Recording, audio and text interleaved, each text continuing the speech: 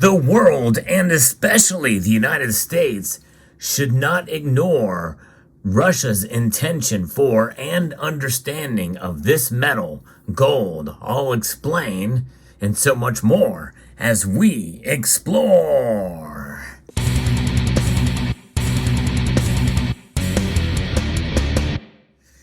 I found a Substack piece that I think was quite fascinating about Russia's understanding and their view on gold.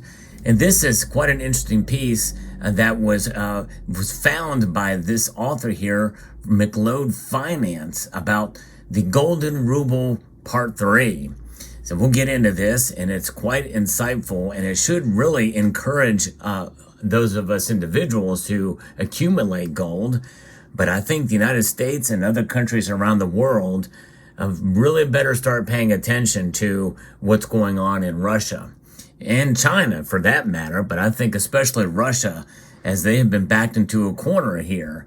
In the years since Sergei Glaziev, commissioner for the integration of and macroeconomics within the Eurasian Economic Commission, disclosed his views on gold and its value in trade, undoubtedly his opinion carries weight not only with President Putin, to whom he is very close, but is also influenced Russian proposals for a new trade settlement currency for BRICS.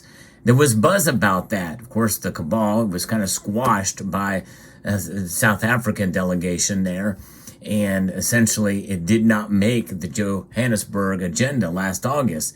It was just too big of a thing to tackle so quickly, but it does not mean that it's over. It does not mean that there won't be some sort of gold-backed currency that could be used for settlement between nations down the road. Of course, it's still a ways off from that.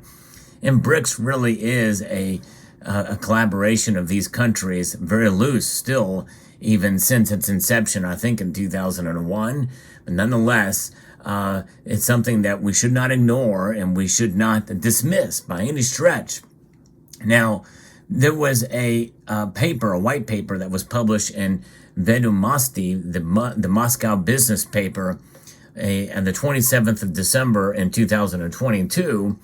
It's very relevant, yet still just over a year later, given Russia's presidency of BRICS, which commenced on the 1st of January. There follows an English translation of the article now in its entirety. It's called The Golden Ruble 3, Part 3. I think that's quite intriguing to see this come about.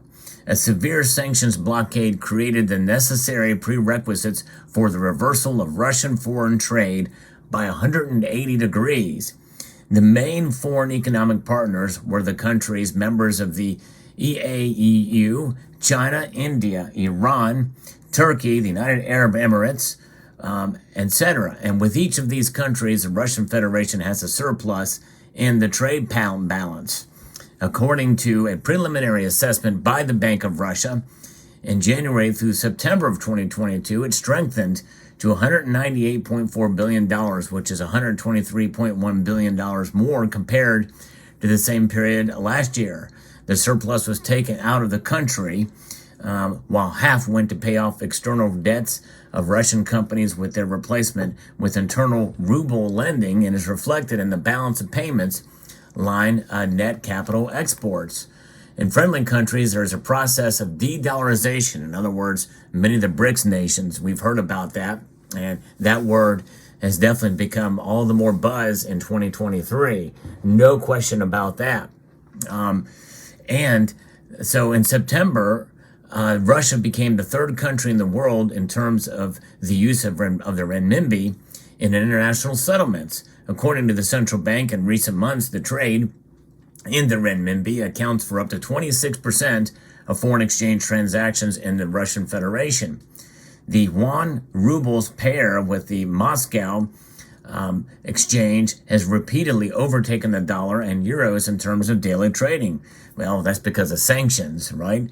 When used in foreign trade calculations of the Russian Federation, renminbi, real, etc., the presence of a trade surplus, the result of accumulation of multi-billion-dollar cash balance equivalents on the accounts of Russian exporters and soft currencies and banks of the above partner countries.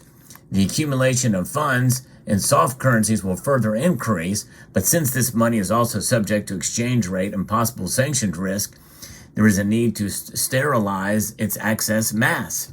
The best way is to buy non-sanctioned gold in China, the United Arab Emirates, Turkey, possibly Iran, and other countries for local currencies.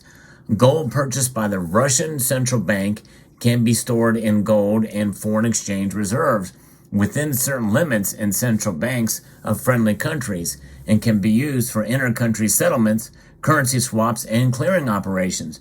Part of the gold can be repatriated to Russia. Folks, that's essentially the proposal for a gold-backed BRICS currency, or a gold-backed exchange system, or an exchange system with gold being the one thing that everybody can trust and base the trade on.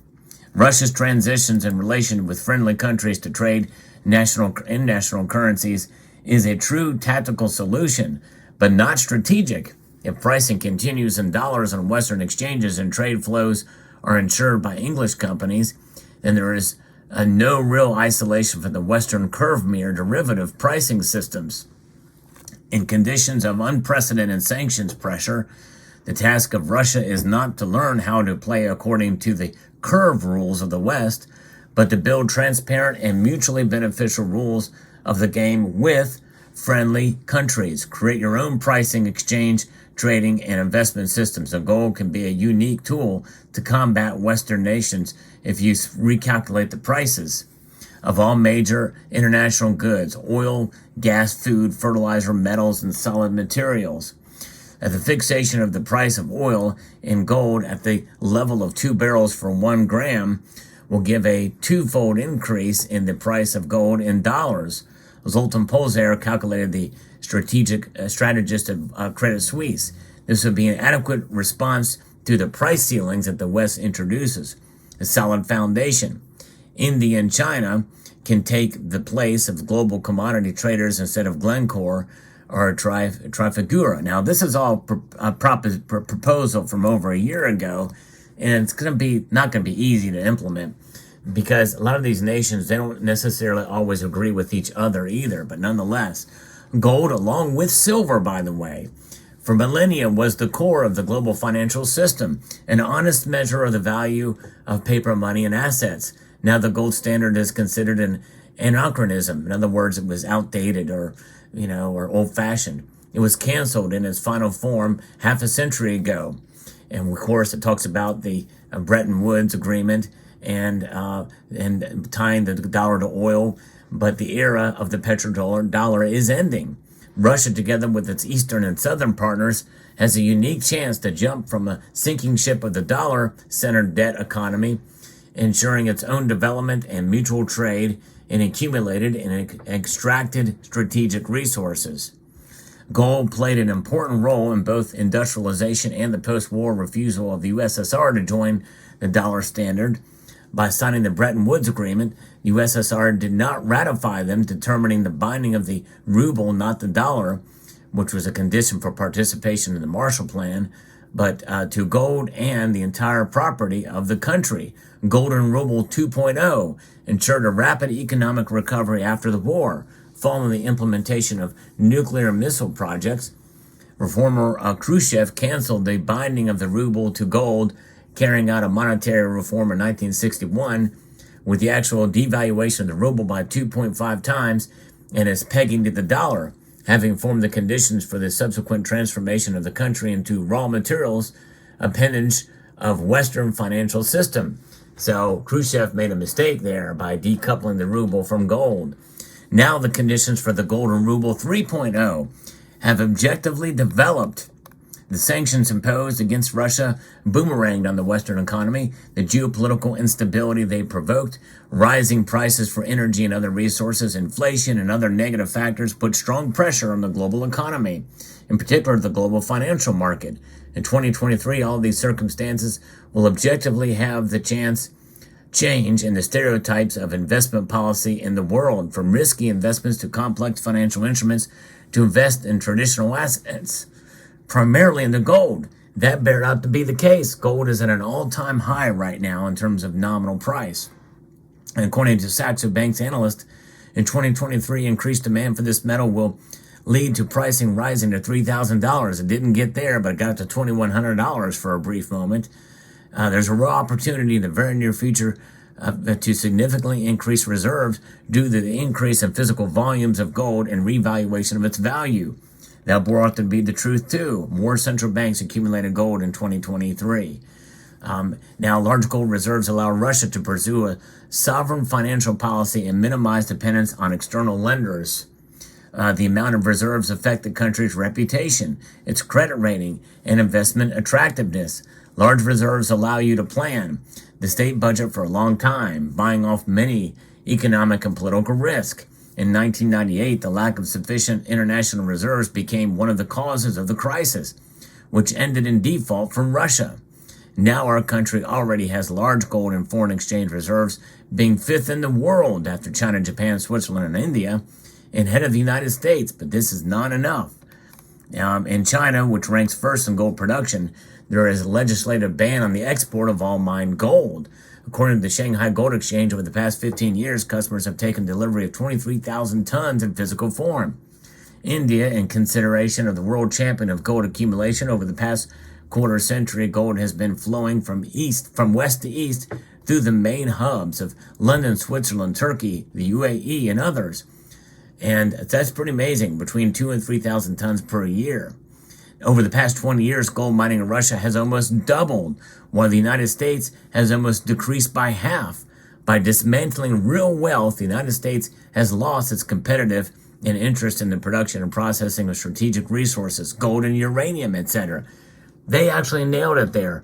That is a staggering truth that cannot be denied by anyone.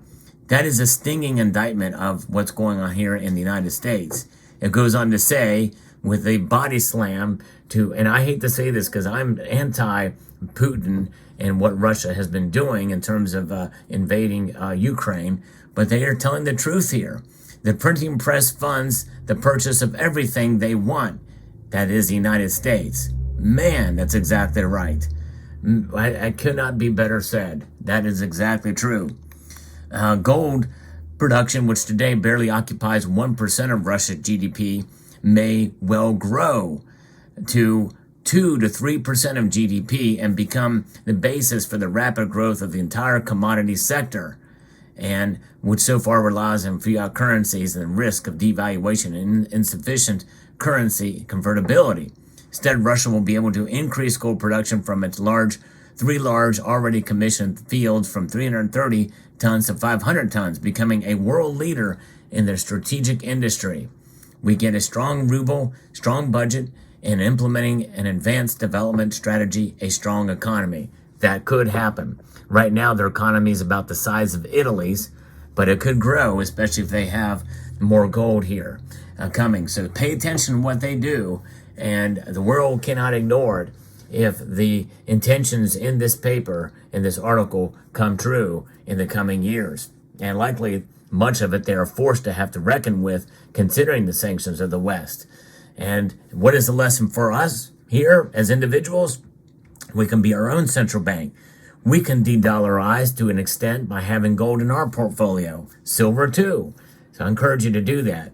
So let me know what your thoughts are about this piece. I found it quite intriguing. Thought I would share it with you, the community. Let me know what your thoughts are. I hope you found this video informative, insightful, and educational. I'd like to extend a multitude of gratitude to each and every one of you for watching and encourage you to please rate. That means press that thumbs up button down below, share this video, and subscribe.